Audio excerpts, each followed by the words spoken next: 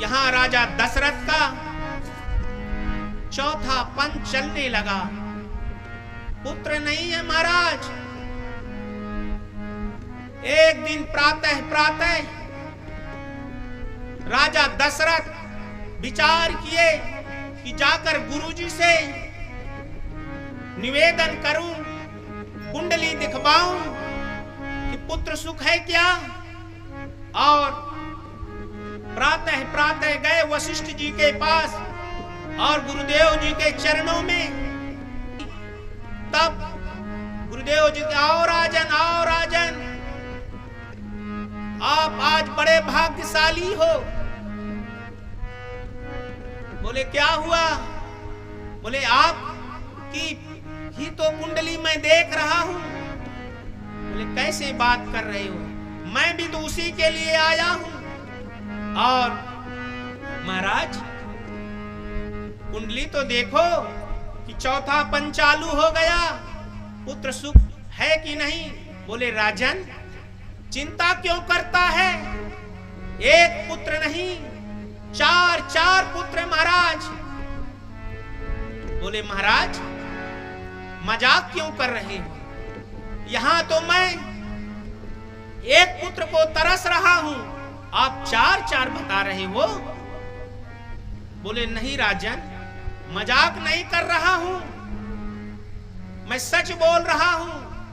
बोले अच्छा मगर थोड़ा विघ्न आ रहा है महाराज, उसे आपको पूर्ण करना पड़ेगा। बोले कैसा? बोला पुत्र काष्टिक यज्ञ करना पड़ेगा। बोले अच्छा? बोले हाँ महाराज। श्रृंगी ऋषाहि वशिष्ठ बुलावा, पुत्र हेतु शुभ यज्ञ करावा। श्रृंगी ऋषि बुलावा, पुत्र हेतु यज्ञ करावा।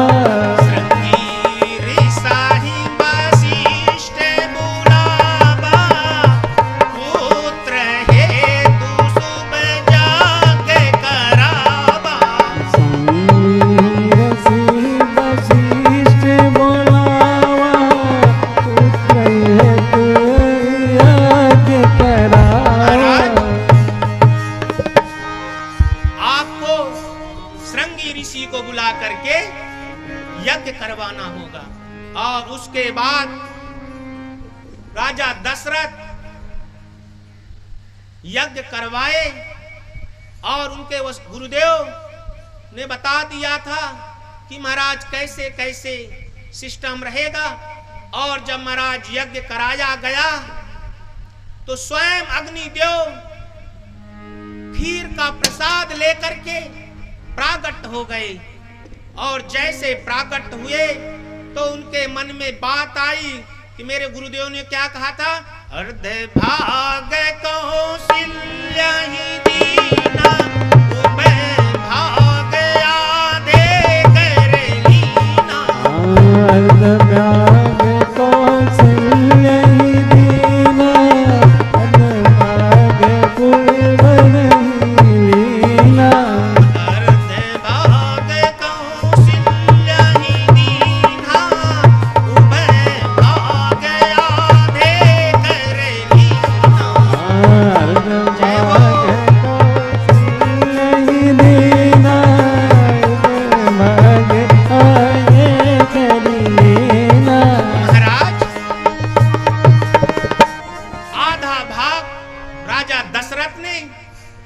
कौशल्या को दे दिया और आधा बचा, आधे में दो हिस्सा किया गया।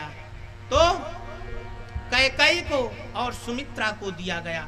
मगर जैसे महाराज सुमित्रा को दिया तो ले तो लिया, मगर यहाँ कैकेयी ने लिया और फेंक दिया कि मुझे पीछे प्रसाद क्यों मिला है, हैं? और जैसे प्रसाद को फेंका महाराज वहां जो गीत था वो प्रसाद को उठा ले गया। और उसके बाद महाराज जंगल में तपस्या अंजनी देवी कर रही थी, छाया की और प्रसाद दे दिया तो हनुमान जी प्राप्त हो गए।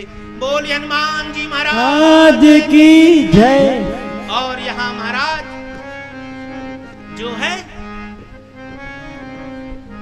कैकेयी प्रसाद गमाने का पश्चाताप कर रही थी, तो महाराज कौशल्या ने अपने से प्रसाद दिया आधा और सुमित्रा ने आधा प्रसाद दिया, और महाराज यहाँ कैकेयी ने भी प्रसाद खाया। बोलिए भक्तवत्सल भगवान की जय। और उसके बाद सभी तीनों रानियां महाराज गर्भवती हुई, और जो सभी को प्रसन्न करता है उसी के यहाँ सर्वेश्वर आती हैं। और आज राजा दशरथ कौशल्या के पास गए और पूछते देवी कैसा लग रहा है। तब कौशल्या माता कहती है प्रभु स्वामी मुझे तो बहुत अच्छा लग रहा है, और मुझे एकांत में भगवान का स्मरण करने दो। और बाकी रानियों की इच्छा भी जानी और गुरुदेव से प्रार्थना की, रानी मेरी तो ऐसे बोल रही है। बोले तो शुभ चिन्ह है महाराज। उसके बाद राजा दशरथ एक दिन शयन कर रहे थे, प्रातः प्रातः महाराज स्वप्न देखा कि आज मैंने लक्ष्मी नारायण भगवान की आरती की, सरयू में स्नान किया, और दिव्य तेज भगवान का कौशल्या के गर्भ में जा रहा है। और महाराज अच्छा स्वप्न आए तो सोना नहीं चाहिए था, और आज वही दशरथ ने किया। महाराज सोए नहीं, तुरंत प्रातः प्रातः अपने गुरुदेव के पास गए। तब महाराज उनके गुरुदेव कहते राजा दशरथ प्रातः प्रातः क्या हुआ। बोले प्रभु मैंने आज एक स्वप्न देखा है। बोला कैसा। सारा बतला दिया कि मैंने सरयू स्नान किया, लक्ष्मी नारायण भगवान की आरती उतारी, और दिव्य तेज कौशल्या के गर्भ में जा रहा है।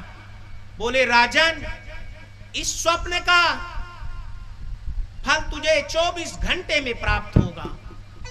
महाराज अच्छा स्वप्न जब हो ना तो सोना नहीं चाहिए, यदि खराब हो तो सो जाना चाहिए, तो क्षीण हो जाएगा। और उसी के बाद महाराज यहाँ देव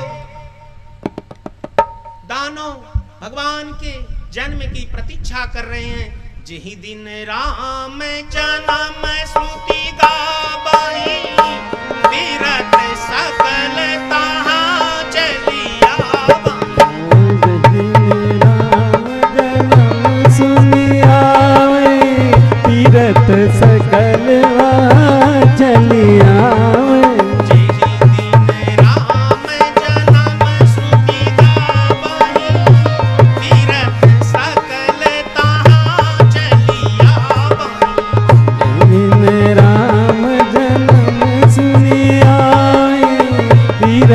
सकल चलिया। भगवान का जहां स्मरण होता है सभी देवता गण सभी तीर्थ वहां पे विराजमान हो जाते हैं। जैसे आज महाराज नंदन वन बिल्डिंग में साक्षात तीर्थों का राजा के भी राजा आज वृंदावन धाम यहाँ विराजमान है। बोलिए भक्तवत्सल भगवान की जय।